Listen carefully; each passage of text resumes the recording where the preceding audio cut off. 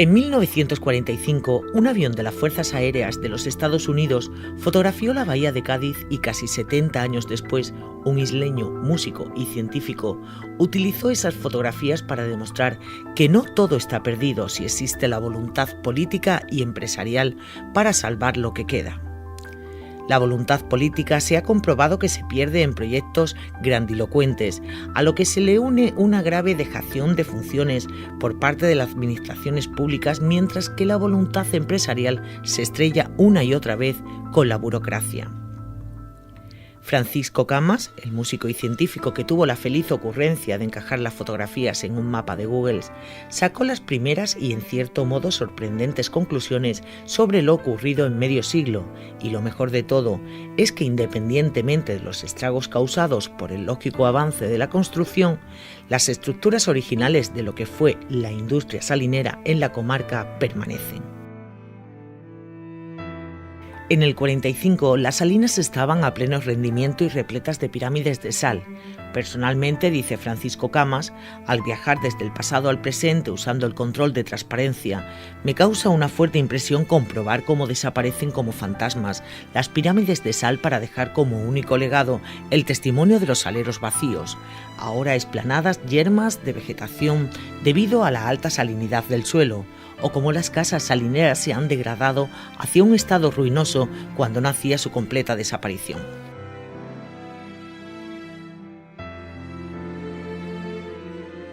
Y ahora es cuando Camas llega a la principal conclusión que arroja un poco de esperanza a la recuperación de parte de lo que fue la bahía. Dice que a pesar de los muchos rellenos, gran parte del trazado de muros, esteros y salinas que se observan en la actualidad es idéntico al de los fotogramas antiguos, salvo las contadas excepciones de algunas factorías que se han modernizado y siguen funcionando. La interrupción generalizada de la industria de la sal ha congelado en el tiempo gran parte de las formas geométricas características de estas zonas inundables. Esto es que las propias salinas, las huertas fuera, los esteros, siguen estando donde estaban, aunque mucho más colmatados que en 1945, lo que podría traducirse en que esa hipotética recuperación de las salinas como áreas de producción salinera o como producto turístico u hotelero es posible porque el tiempo no ha llegado a destruirlas del todo. Las fotografías de 1945 sobre el mapa actual dejan identificar claramente la mayoría de las 140 salinas en producción con que llegó a contar la bahía de Cádiz.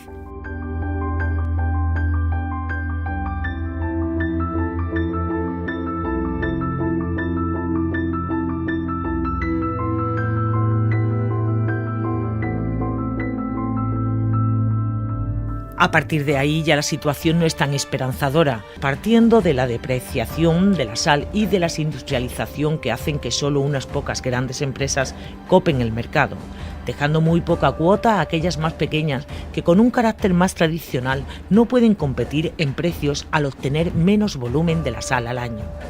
Llevar a cabo un proyecto empresarial es complicado por los enredos burocráticos que emanan de unos terrenos protegidos por el dominio público marítimo terrestre y a la vez contemplados en zonas ambientales protegidas, lo que convierte cualquier movimiento en un galimatías administrativo que deja poco margen para actuar. El caso de la bahía de Cádiz es aún más peculiar. Una vez que la mayor parte de los terrenos se encuentran secuestrados en manos de antiguos propietarios que con la entrada en vigor de la Ley de Costas del 88 mantuvieron sus terrenos en términos de concesión, que sin embargo no llegaron a interiorizar como tal, o sea, que no las cultivan. La mayor parte de las veces la situación es aún más compleja. La propiedad se encuentra en una especie de limbo administrativo, resultado de expedientes sin resolver para la concesión o no de esos terrenos.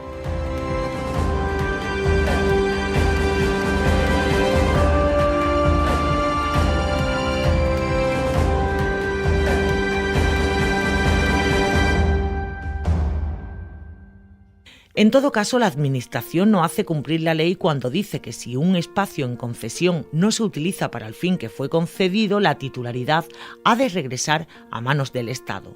Si realmente se cumpliera la ley, nuevas empresas podrían explotar las salinas que a día de hoy siguen agonizando sin remedio, porque en lugar de eso los actuales titulares pretenden subarrendar la explotación a precios desorbitados o simplemente seguir siendo dueños a su manera de un espacio en dominio público.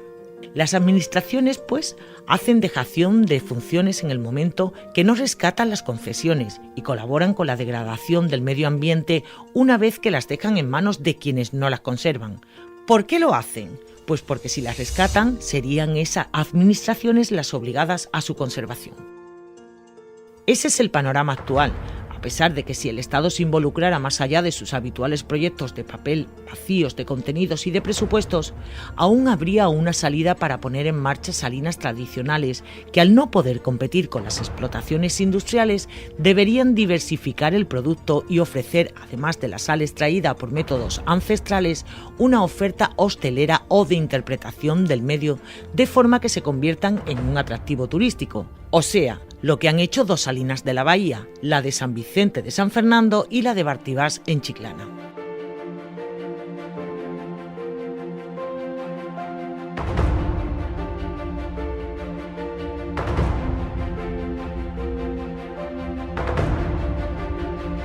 Manuel Ruiz Coto, la cabeza visible de este proyecto ejemplar en San Fernando, al que llegaron por su firme convicción de no abandonar lo que fue el sustento de su familia, demuestra que la fórmula es factible y tan fácil de exponer como difícil de llevar a cabo si no existe algo más que una intención de rentabilizar una propiedad. Hace falta haber mamado la salina, conocerla al más alto nivel y una capacidad de adaptación a las circunstancias sobrevenidas solo al alcance de quienes no se dejan ganar la partida. Manuel y su familia, toda ella involucrada en el negocio familiar, son el ejemplo a seguir para salvar todo lo que pueda y para crear a su alrededor una pequeña industria en la que beben además empresas auxiliares de la bahía.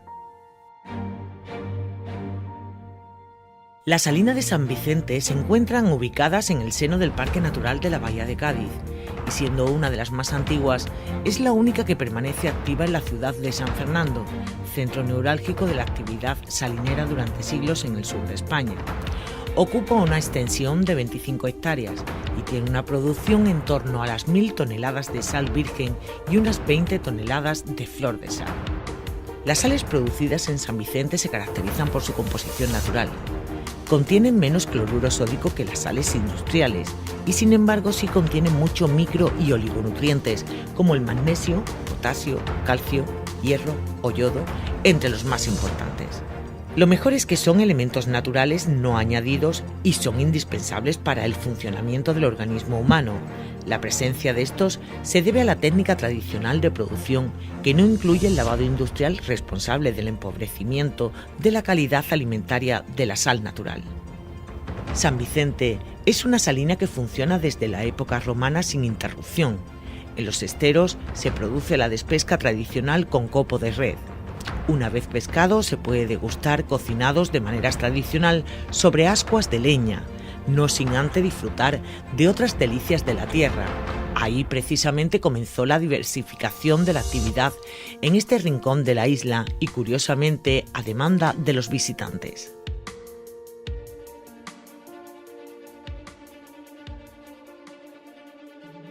A finales de primavera se inician las labores en San Vicente para prepararla para la nueva cosecha del verano. Justo tras las lluvias comienza la entrada de las aguas madres en el seno de los distintos embalses. En un recorrido kilométrico y zigzagueante, el agua se hará sal en aproximadamente un mes y medio y para julio y agosto se iniciará la recolección de la cosecha.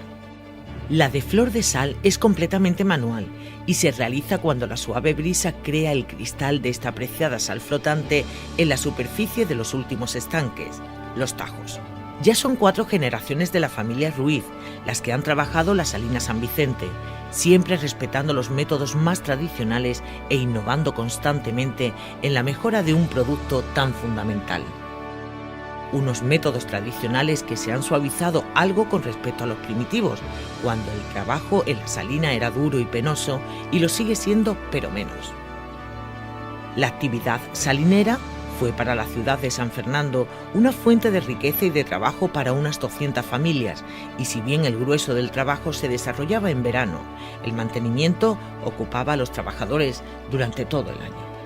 La vida de la salina ha sido, ya son menos duras, pero ha sido muy dura. Desgraciadamente se empezaba con 8 o 10 años en la Hormiguilla, y ahí llegaban hasta los 50 o 60 como mucho el que llegaba antiguamente. Pero ha sido un trabajo muy duro, que está a la intemperie, al sol. Cuando todo el mundo está en la playa disfrutando de eso, pues en las salinas cuando se trabaja en pleno verano. De modo que hoy en día se ha ido mecanizando dentro de unos límites, de lo que se puede mecanizar a la salina. Está bastante, digamos, más ligera, más liviana, ¿entiendes? Que antiguamente que tenía que meter en el tajo descalzo prácticamente, la herida que tuviera se hacía una llaga, el trabajo muy duro porque había que extraer la sal a mano prácticamente, cavarla, transportarla en burro, en fin, que eran bastante complejos. No sé si la mayoría de las personas conocen por medios antiguos o lo que sea, las fotos que se veían antiguamente de los montones de sal que había aquí en San Fernando, en la bahía de Cádiz. Aquí había unas 147 salinas como esta, y de las cuales solamente quedamos 3 aquí en la bahía, de estas artesanales.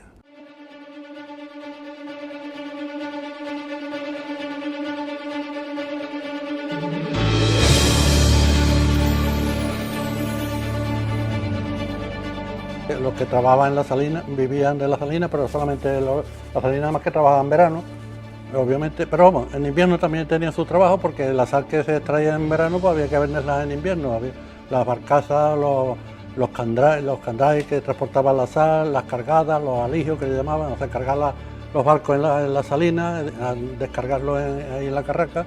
Pues había un movimiento constante, que había aquí un movimiento de unas 200.000 toneladas que se movían durante el año, y lógicamente pues eso ayudaba a vivir, no bien desgraciadamente, pero vamos, por lo menos ayudaba.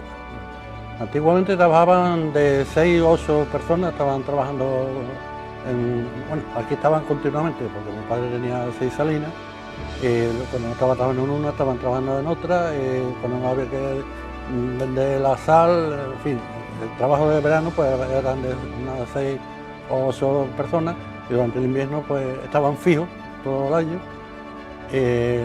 Por el invierno pues la vendían, o sea, había que venderla, bien por los ferrocarriles en los vagones, o bien los barcos, se cargaban la barcaza aquí, se descargaban la carraca y llevaban para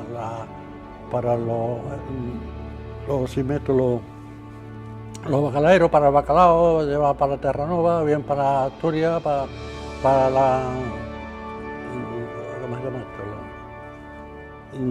La anchoa, para la anchoa en el norte, en el Cantábrico, había una sal que se llamaba expresamente sal anchoa, que era muy fina para la anchoa en el Cantábrico, o bien para la Galicia, que se vendía muchísima, para las aldeas, para las matanzas y demás, pues se vendía muchísima sal aquí. Digo, todo ese mercado, pues desgraciadamente, pues se ha ido perdiendo, en tanto en cuanto que han llegado a las salinas grandes estas y se han metido por todos lados. Había cada salina 8 o 10 personas, unas salinas más grandes, otras menos, pues unos 200 personas aproximadamente había que vivían, bueno, en todo el entorno de por aquí, porque muchas trabajaban en San Fernando, trabajaban en Chiclana, en Puerto Real, o sea, aquí toda la bahía eran salinas, de modo que había bastante movimiento de sal. No eran las salinas estas grandes que con 6 o 8 máquinas te ponen 200.000 toneladas de sal. Y cada salina esta puede producir unas 1.500, 2.000 toneladas, la había de 5.000 toneladas, pasaba como Río Orillo, como Los Tres Amigos, en fin, toda la zona de aquí del entorno, pues tenían salinas más o menos grandes, y tenía su propio personal casi todo el año trabajando. Pues digo, la sal que se extrae, pues después había que venderla en saco, venderla a granel, en fin, que tenía un trabajo casi continuo. El envasado, o bien cargar los camiones, cargar los barcos, cargar los vagones. Antiguamente se cargaban en vagones, si recordad allí en Riarillo se cargaban directamente los vagones y se llevaban para la zona, por la costa, y eso se iban en barco, y para el interior, pues Extremadura y todo eso, para la aceituna y demás, pues iban en el tren. O bien los camiones, que a posteriores, ya a partir de los años 60 por ahí, cuando ya iban camiones, más facilidad para llevar al sitio que no en vagones, ¿entiendes? Con los años, el burro salinero, que había sido el santo y seña de las salinas, pasó a transportar las vagonetas y de ahí a una mecanización mínima limitada por la propia estructura de la tierra. No, los animales, pues no, después de lo que se hizo se fue mecanizando dentro de... porque el burro después tiraba de unas vagonetas, se pusieron, que por cierto se empezaron a hacer aquí, empezamos nosotros aquí a montarlas. Y después de las vagonetas pues han sido los dumpers, o sea, los pequeños, que tampoco admiten mucho más en la salina porque es un terreno blando y hay que compactar todo el terreno para el transporte.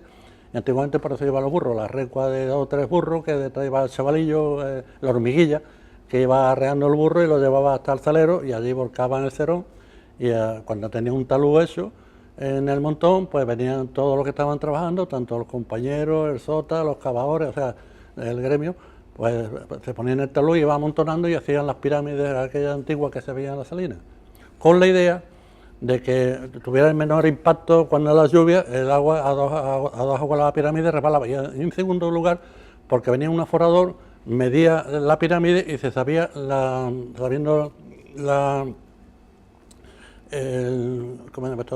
sal, el peso específico de la sal, pues se sabía las toneladas que había en cada salina y en base a eso se le ponía un impuesto a la sal, que antiguamente, como era el consumo obligado porque no había frigoríficos ni congeladores, pues lógicamente la sal ha sido y será necesaria antiguamente para la conserva de pescado, la carne y demás, y hoy en día pues sigue con la misma, hoy sea para la descalcificación o bien en la cocina es primordial, los 5 o 6 gramos que necesitamos para la retención de líquido, pues lógicamente pues la sal es primordial. De ahí venía los romanos que la vendían, la tenía como base de salario, ¿no?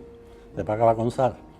Pues ya digo, pues se hacía de esa forma, con la idea, hoy se hace donde hay mayor cantidad de consumo, el petróleo, o sea, la gasolina, el gasoil, eso ahí es donde van los impuestos. Antiguamente, como el mayor consumo era la sal, era necesario, pues ahí se le ponía un impuesto a la sal.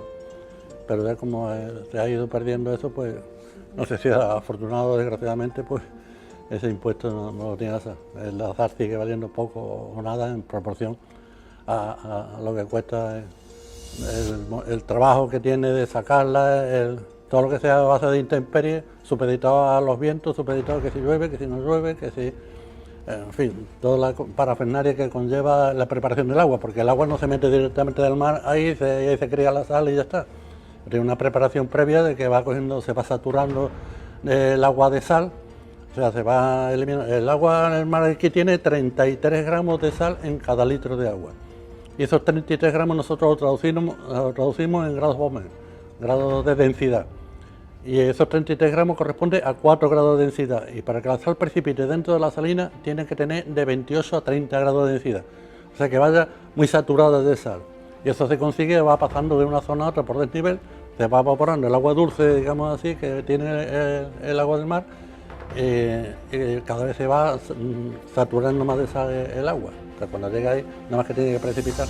Y previamente, según va pasando de una zona a otra, pues se va eliminando la contaminación que puede traer el agua, y además los minerales que no sean buenos para el organismo, se van decantando en los pasos de una zona a otra, en las piezas que nosotros llamamos, los canales, va serpenteando. Esto se hizo allá en la época de los romanos, los fenicios, y como no tenían bombas para bombear el agua, lo que hicieron es profundizar el terreno para que el agua por desnivel vaya pasando de una zona a otra, y según va pasando, va evaporando hasta que llega al final del recorrido. O sea que esto tiene lo que es la bahía, no es un parque natural, esto es artificial totalmente. Lo natural aquí es el caño, con las corrientes que se forman el caño. Pero las salinas en sí son artificiales todas, hechas a mano. Sin embargo, y al contrario que en otros sectores, la mecanización, quizá porque el margen era pequeño, no destruyó puestos de trabajo. Muy al contrario, los avances mecánicos suavizaron el trabajo en las salinas. Relativamente lo que hizo es facilitar el trabajo, no se quita puesto de trabajo porque siempre la sal había que cavarla, antiguamente se hacía con una azada, pues a un hombre que coja un pascual y con el rotovato va acabando la sal. Todas estas cosas las he hecho yo aquí, la mecánica casi la hemos inventado nosotros. Aquí en la salina tenemos un pequeño taller aquí y nos hemos ido adaptando, porque ve un hombre sacando sal con una vara en el siglo XXI como que está un poquito fuera de contexto, ¿no? y lo que le hemos puesto es un cabrestante, una maquinilla, un cabrestante, tirando de una tabla, que esa tabla la tiene que llegar un hombre para que no coja barro en el fondo, porque nosotros sacamos, estas salinas artesanales, sacamos sal sobre un fondo de sal, o sea, un suelo de sal abajo para no sacar sobre el barro, y sobre el barro, sobre la sal va arrastrando la sal, de modo que cuando llega al final se acumula y sale lo más limpia posible, para evitar que se contamine con el barro ni nada de eso. Que es la diferencia que tenemos, que tienen las salinas industriales, que sacan la sal con máquinas. Sacan máquinas, por mucha habilidad que tenga el maquinista, uno coge sal que coge barro. Cuando coge barro ya no vale para el consumo. ¿Qué pasa? Esa sal hay que lavarla. Y cuando la sal se lava pierde las propiedades que tiene, pierde el yodo, el magnesio, el hierro, queda el cloruro de sodio puro y duro. Es habitual ver en invierno la pirámide de sal de la salina de San Vicente perfectamente cubierta para evitar la lluvia que podría privarla de alguna de sus propiedades. De ahí que se insista a través de todos los medios posibles en aportar información sobre las diferentes sales que existen en el mercado y en la excelencia de la sal recolectada por métodos tradicionales sobre la sal industrial.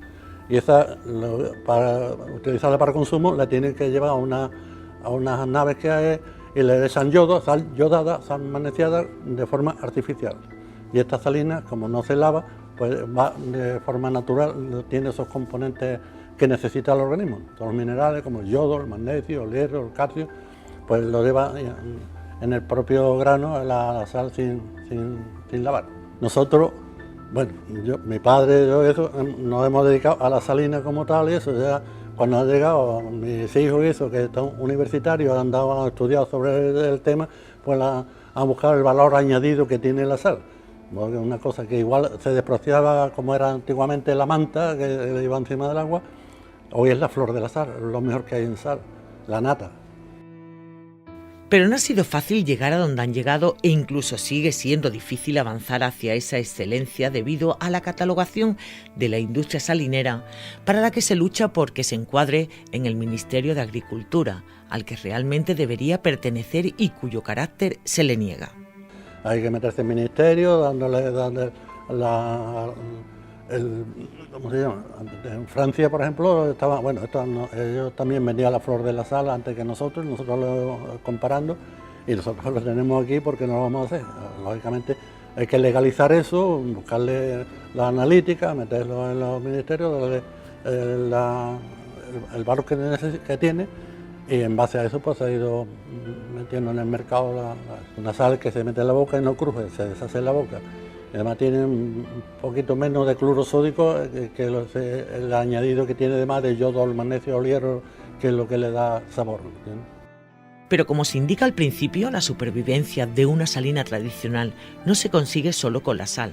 Y a día de hoy es preciso compaginar esa actividad con otras perfectamente armónicas que suponen el valor añadido que al fin y a la postre permite la supervivencia de las pequeñas explotaciones. Lo iniciamos con la cuestión del pescado, porque el pescado, aquello del despesque que se hacía al final de año en la salina, porque cuando metemos agua dentro de la salina, no solamente entra agua, sino entra una serie de larvas o bien alevinos adultos de los peces que viven aquí en la bahía, entran ligados con el agua dentro del estero. Y esos animales, pues no solamente entran ellos, entran una serie de caracolillos, entran camarones, entran las gusanas, y además se crean una serie de algas y ahí se alimentan de forma natural, ¿entiendes? Es el que le da el gusto característico al llamado pescado de estero, ¿no? Y ese pescado de estero al final de la temporada pues se recogía, cuando ya no era necesaria el agua para la salina, que ya empezaron las primeras lluvias y demás, pues ese agua se abría con toda la marea vacía, se abría la compuerta, se ponía una red y se tiraba el agua. En un hoyo que quedaba pues se acumulaba todos los peces. Y se metía una red esta de copo, se coge el pescado, se seleccionaba y los pequeñines no de toda la vida pues los llevamos al chiquero. El chiquero es una pieza, una nave que teníamos con agua para el siguiente año, y el gordo pues se comercializaba. Y ese es un valor añadido que tenía la salina. Y vimos eso, que a la gente le gustaba, aquellos los despesques, ya eso viene de antiguo, pues digo, ¿por qué no promocionamos esto y le damos un valor añadido a la salina? Y el orgullo que tengo son los hijos que tengo, que si uno es biólogo, que si la otra la comercial Luti, la otra la chef, la pequeña, la otra militar, la otra enfermera, en fin, que entre todos pues han apostado por esto y vamos tirando para adelante, porque le ha dado por eso. Y además, como les gusta, que lo difícil es buscar el equilibrio esto generacional, la lucha generacional, que los hijos hacen lo contrario de los padres. No te vamos a poner la salina, anda de que te búscate la vida ahí, ¿no? Pues ellos la han apostado por esto, la han visto la punta y ahí vamos tirando. Afortunadamente vamos tirando poquito a poco para adelante. En esos principios contaron con un elemento primordial que supuso el despegue de esa incipiente actividad, luego multiplicada. Los conocimientos de Manuel Ruiz sobre todos los aspectos de la salina se unieron a unas dotes naturales de comunicador, que aún hoy, jubilado, practica porque lo reclaman los propios visitantes. Que es una faceta que uno desconocía, que cuando viene un grupo de 200 o 300 personas, venía al despegue, le tenía que explicar la salina y la gente queda... Y en base a eso, pues, ha ido promocionando entonces la cosa. O sea, faceta que uno desconoce. Nosotros 25 años navegando remolcados por ahí con las barcazas y eso. O bien el tadeo, o bien... O sea, lo mío hacía la mecánica. La salina, cuando mi padre murió, mi hermano, pues, me tuve que hacer cargo de ella. Y ahí estoy. Pero vamos, el conocimiento básico era mi padre, que era una institución. Porque la última salina que se hizo aquí fue el Molino de Ocio, la hizo él. Que era una marisma, y en invierno cuando las personas no tenían trabajo, pues los ponía ahí a quitar fango, eso, y se hizo la última salina, que es la que está ahí entre Barrio Arana y en la primera curva que hay yendo para Barrio Arana, la que se veía a la derecha.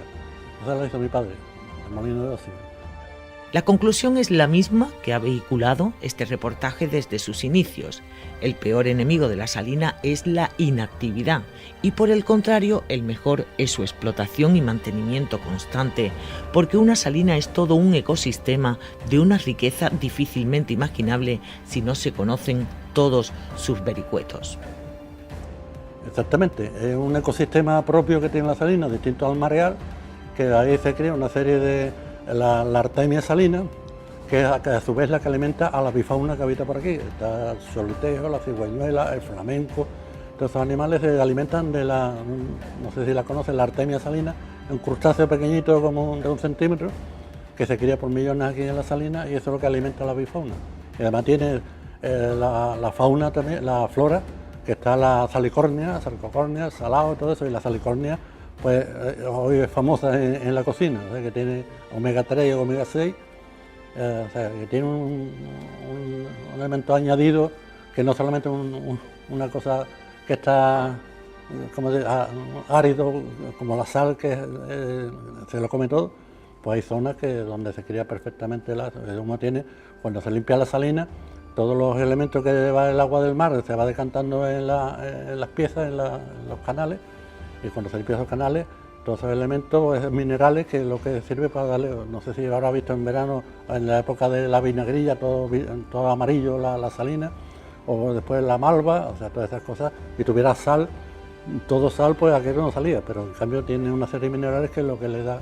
Desde siempre la salina se ha sembrado la cebada, el maíz, los altosiles, mi padre tenía todo esto sembrado esta parte era el huerto. La ejemplaridad de la salina San Vicente en su explotación y conservación ha sido considerada por Atlántida Medio Ambiente para desarrollar su proyecto de defensa y potenciación de las salinas tradicionales. Son normales las actividades de grupos que tienen ocasión de conocer tanto la salina como su funcionamiento, además de organizar catas de sal como el mejor instrumento para dar a conocer la enorme diferencia entre la sal que se consume por la mayoría de las personas y la sal tradicional de San Vicente.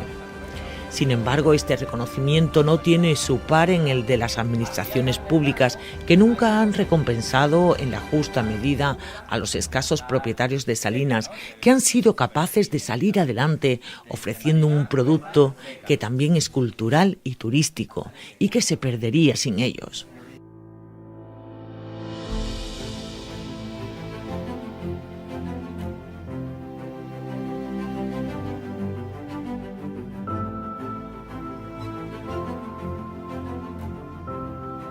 Y así es como se cuenta el milagro de San Vicente, que para más saber no hizo ningún milagro, no era santo y en realidad se llamaba Manuel, Ruiz por su padre y Coto por su madre, pero no importa, la gente sigue peregrinando a la Salina San Vicente para conocer una pizca del pasado y el presente de las salinas con la pizca de sal que Manuel le pone a sus historias, porque una pizca es la cantidad exacta de sal que se le pone a toda buena historia que se precie.